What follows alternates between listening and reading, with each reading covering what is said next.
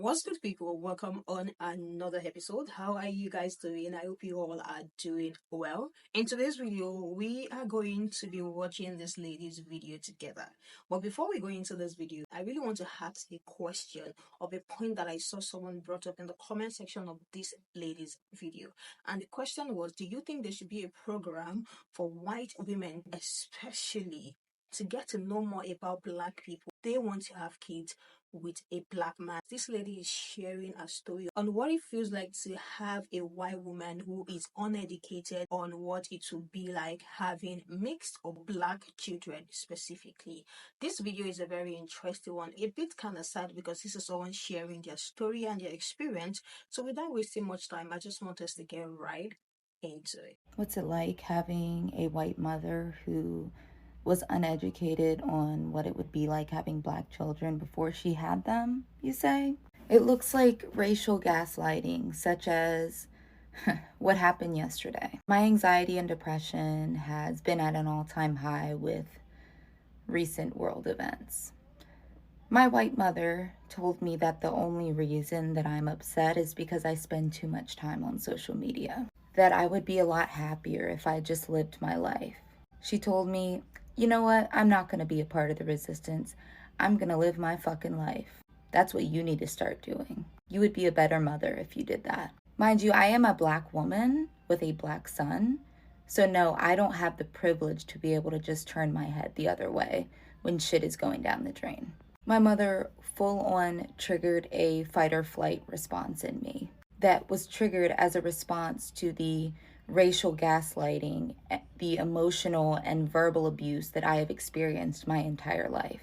And then after she triggered that response in me, she told me that I was crazy and unstable and threatened to call CPS on me because she knows as a white woman that she could easily call the police and get my child taken away from me as a form of revenge and racism. This is why a lot of times I am against white women having biracial children, especially with a black person.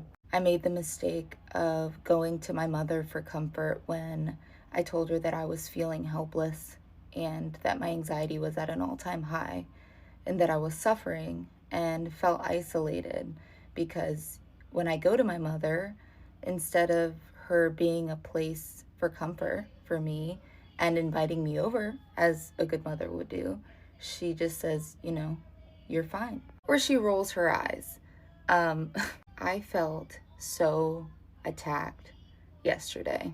And then, of course, my white grandparents just looked the other way while my mom told me that I was crazy for being scared about what's happening in the world, scared that I'm going to lose my rights and my son is going to lose his right. My son has ADHD and needs accommodations in school. I am terrified that those are going to be taken away from him. I'm a disabled person and I'm terrified that the world is going to become an even harder place for me to navigate as a black person, a woman, and a disabled person.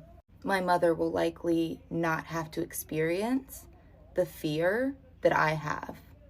And she doesn't care because she decides to turn her head the other way. She will never know what it's like, and she doesn't care to know. I did some research to validate myself, and this is something that abusers do. They intentionally trigger their victims, and then when their victims have an elevated response to the abuse that is happening. For me, my PTSD as a survivor of childhood trauma was triggered, and I reacted appropriately because I was directly in the face of a threat and harm. So then when I am actively in fight or flight and I am screaming and yelling because I am terrified and I am trying to protect myself, something that I was not able to do as a child, I get called the crazy one. I get told, I'm going to take your son. I get told that I need to be hospitalized and that I am grossly unstable. But let me tell you something.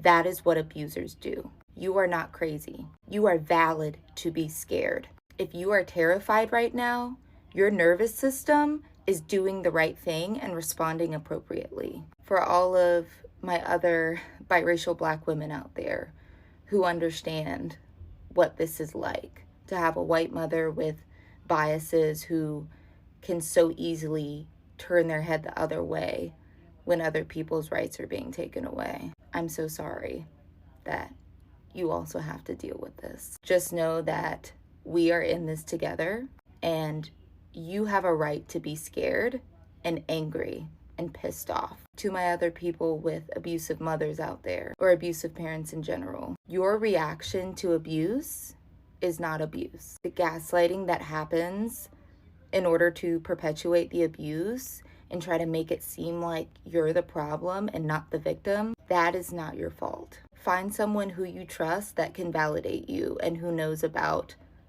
your abusive relationship. I am lucky that I have a longtime friend that I have been friends with since childhood that I was able to call and tell her about the situation. And thankfully, she's a Black woman, so she gets it. But she's been around my whole life. She knows how my mother is. And she was able to validate me and say, you know, how dare she try to act like she can raise your son better than you can when she didn't even raise the 3 kids that she has. I will die on the hill of being a biracial Black woman with a white mother is one of the hardest experiences that someone can go through. I think that being a minority, period, being raised by white parents, can be one of the hardest experiences that humans have to endure. It is a pain and suffering that I can't describe with words. Comment section felt like a warm hug. I love how people were sending us so much love in the comment section, because yes, it is scary. If you have been in the news and you've been so attentive with what is coming out, then you will know it is scary. Rights are being taken away, some things have been revoked, almost like the world is literally just turning upside down. A lot of things is happening in Congo. Palestine is still there. There's so much going on in the world where you just sit back sometimes and just need the comfort of the people you love around you. If the people you think you love or people you think should give you a warm hug and they won't even against the feelings that you have, it can be insane. This person said there is no such education prior to pregnancy for white mothers or interracial parenting. There is zero cultural preparedness. Stay strong and stay the course. And this is the reason why I asked the question. Like, it's almost like they need to be prepared to know what they are getting into.